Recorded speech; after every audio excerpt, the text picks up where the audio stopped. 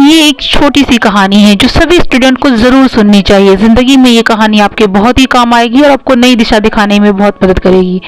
ये कहानी है अमन की।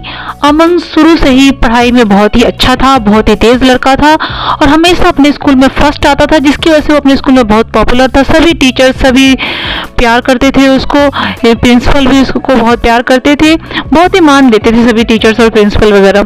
तो वो इस वजह से बहुत ही पढ़ाई में अच्छा था, बहुत तेज लड़का था।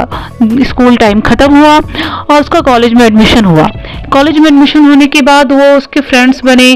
पढ़ाई लिखाई में थोड़ा अमन का ध्यान कम होने लग गया, घूमने फिरने दोस्तों में यारी में ज़्यादा बिजी रहने लग गया। घर वालों से झूठ बोल करके पैसे भी लेने लग गया कई बार।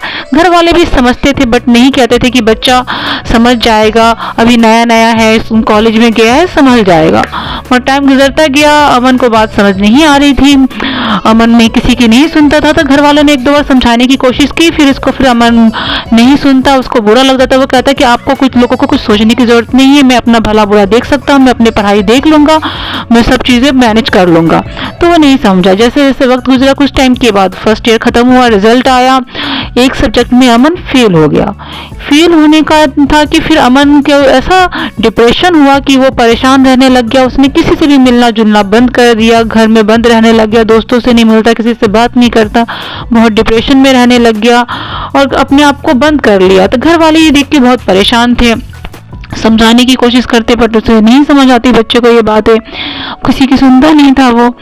तो फिर कुछ टाइम के बाद उसके एक दिन अमन के पास उसके प्रिंसिपल का कॉल आया। प्रिंसिपल सर ने अमन को अपने घर पे इनवाइट किया कि आप मिलने के लिए आओ डिनर पे। तो प्रिंसिपल की बात अमन टाल नहीं सकता था उनका इनविटेशन, तो वो किसी तरह बेमन से उनके यहाँ मिलने के लिए चला गया। प्रिंसिपल सर लॉन में बैठे हुए थे, आग जल रहा था और वो आग सेक रहे थे, तो वहीं पे अमन बैठ गया। कुछ खाने पीने के बाद थोड़ी देर बातें होती रही, अमन और प्रिंसिपल में कुछ बातें हुई, इधर उधर की पढ़ना लिखना और फ्रेंड्स वगैरह की बातें चलती रही। बातों के बीचों बीच में सर ने क्या किया, बीच में आग जल रहा था, उन्होंने अंगीठी से एक कोयला निकाल के बाहर फेंक दिया। वो मिट्टी में वो कोयला थोड़ी देर जलता रहा, फिर बुझ गया।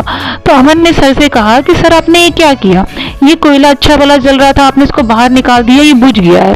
तो सर ने कहा बस इतनी सी बात है ना, उस कोयले को उठाया, झाड़ा, साफ किया, वापस अंगीठी में डाल दिया। वो कोयला थोड़ी देर बाद फिर से जलने लग गया। तो सर ने कहा समझिए अमन, कुछ मैं तुम्हें यही बताना चाहता हूँ कि जिंदगी में अगर तुम अपनी जगह से भटक जाते हो तो कई बार आपकी जो इमेज होती है उससे आप भटक जाते हो, आप वो नहीं रह जाते हो। तो अगर आप वापस अपनी जगह पर आ जाओ तो आप फिर सब कुछ पहले जैसा आ जाता है, सब कुछ ठीक हो जाता है। लाइफ में ऐसी कुछ भी नहीं है जिसे ठीक नहीं किया जा सकता। अगर आप सही से सोचो, संयम से काम लो तो सब चीजें ठीक हो सकती है। तो इसी तरह अगर तुम्हारी लाइफ में भी कुछ हुआ है, कुछ गलतियां हो गई तुमसे, तो कोई बात नहीं, गलतियां इंसानों से होती है। हाँ, अपनी गलती से सीखना जरूरी है। अब दोबारा से तुम अपनी पढ़ाई में फोकस करो, अच्छे दोस्त बनाओ कि जो तुम जैसे हो, जिनका पढ़ाई में ध्यान हो, तो फिर तुम वैसे ही अमन बन जाओगे। इसलिए जिंदगी में हमेशा अच्छे दोस्त बनाएं, अच्छी किताबें पढ़ें। इसलिए कहा जाता है कि एक खराब मछली पूरे तालाब को गंदा कर देती है। तो इसलिए संगत का असर तो जरूर होता है आपकी लाइफ में। तो आप जब आपकी जगह चेंज होती है, आप नए कॉलेज में जाते हो या कहीं भी नए सर्कल या जॉब में, तो कहीं ना कहीं एटमॉस्फेयर का असर बहुत पड़ता है आपकी लाइफ पर। तो इसलिए ध्यान दें, हमेशा अपने जैसे दोस्त बनाएं, किसी की ज्यादा प्रभाव में प्रभावित होकर वैसा कुछ करने की कोशिश ना करें। जो आप हैं आप वही रहें, अपने को और इम्प्रूव करें, अलग तरह से इम्प्रूव करें, औरों की तरह से नहीं। जिंदगी में ऐसा करो कि लोग आपकी मिसाल दें, आप किसी को कॉपी ना करो, कोई आपको कॉपी करे, इस लायक बनो। और हमेशा अच्छे दोस्त बनाइए। अपने आप को इस जिंदगी के चकाचौंध में कभी भी गुम मत होने दीजिएगा। अपने आप को हमेशा जलता सुलगता रहने दीजिए। अपने परिवार की बात सुनिए, माने, वो हमेशा आपका भला देख सकते हैं। जो आप नहीं देख सकते, जो और नहीं देख सकते, वो आपके अपने देख लेते हैं। इसलिए अपने की बात हमेशा सुननी चाहिए। इसलिए अपनों की बात हमेशा सुने और माने। आपके अपने आपका परिवार ही होता है जो आपको सबसे ज्यादा समझता है और आपको हर हाल में स्वीकार करता है। ये समाज आपको तभी तक स्वीकार करेगा जब तक सब कुछ ठीक है, जब आप उसके अकॉर्डिंग हो। क्योंकि ये बात समझ लीजिए कि आज के टाइम में भिखारी को भीख भी लोग इसलिए देता है कि ताकि पुण्य मिले, नहीं तो कोई भिखारी को भीख भी नहीं देता है।